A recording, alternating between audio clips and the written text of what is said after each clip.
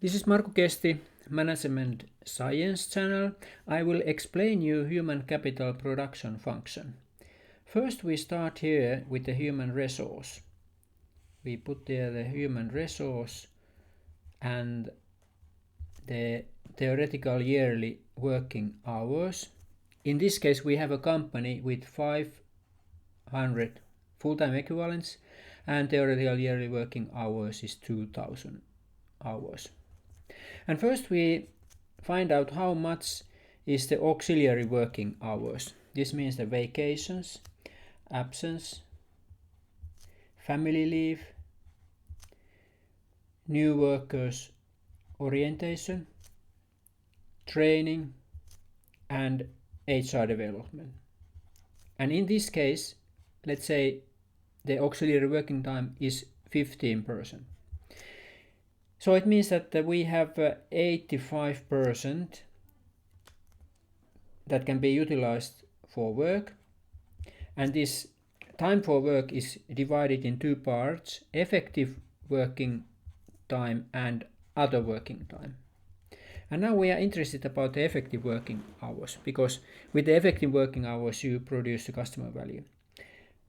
To define the effective working hours, we have to measure quality of working life index, because it's the human intangible assets utilization. So quality of working life. Here I will later on videos I will explain how you measure this quality of working life index. And in this case the quality of working life is 60%.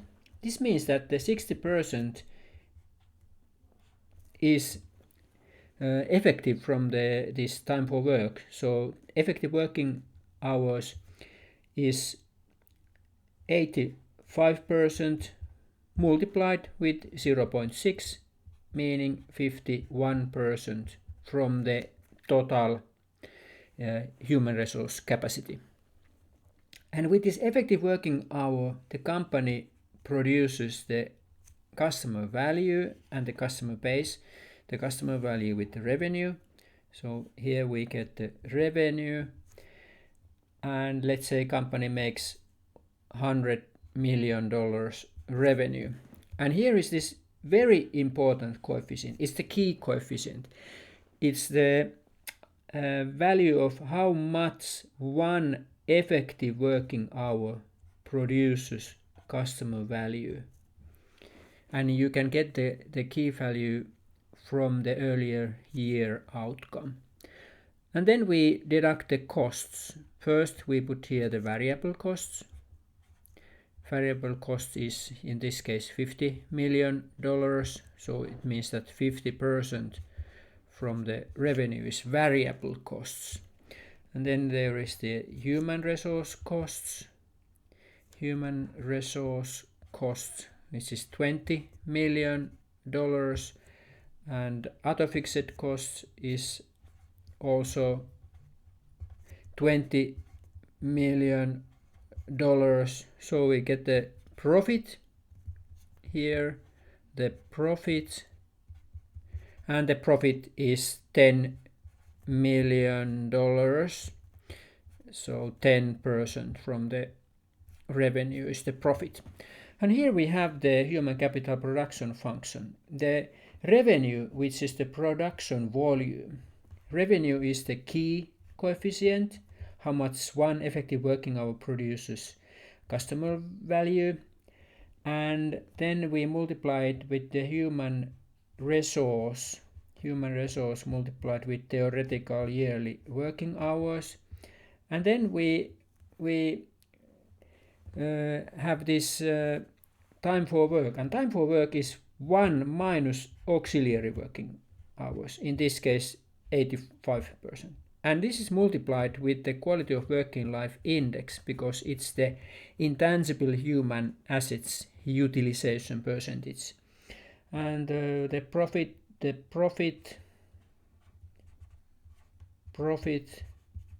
is revenue minus variable cost minus HR costs minus other fixed costs. And now the company of course wants to increase the profit, and the profit increase can be made by human resource development, but of course it needs the investment here. 1% more time investment and investing in human resource development, it means 20 hours for each worker. It means of course that the auxiliary working time increases to 16%, and it means that the time for work is reduced to 84%. But the development in human resource will improve the quality of working life, and the very reasonable figure is so that the quality of working life increases from 60 to 63%. So it means that the effective working hour is now 84% multiplied with 0.63. So the new effective working hours is around 53%. So it means that there will be effective working hours increase, which in this case is approximately 4% in percentual improvement in effective working hours. So that means that less fuss and less internal errors and mistakes, and there will be virtual human capacity more. And if the market is favorable and you can improve the customer value with the key coefficient, you will increase the revenue with 4% as well. So that means that there will be revenue increase with $4 million. And of course variable costs will increase as well, because it's dependent on the revenue. Variable costs will be increased with $2 million.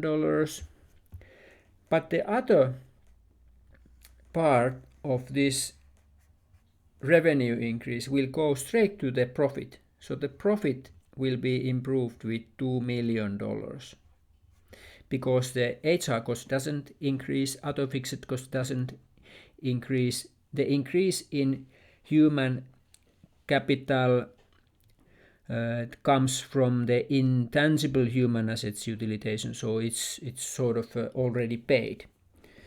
So the company increased the profit with $2 million.